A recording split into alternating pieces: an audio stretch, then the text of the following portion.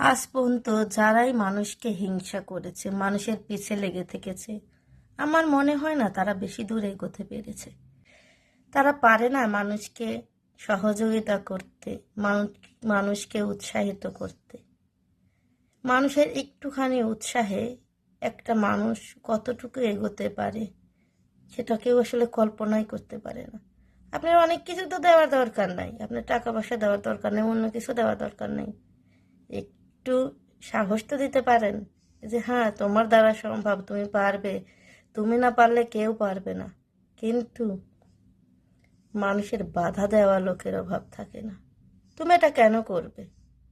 তোমার দ্বারা হবে না, তোমাকে মানাচ্ছে না, তোমার দ্বারা এটা আশা করিনি, আর ভালো আমাকেই দেখতে হবে। আর যারা পিছনে ধরে আমাকে টানাটানি করবে, তারা টানাটানি করতেই থাকবে, কারণ এটাই তাদের কাজ।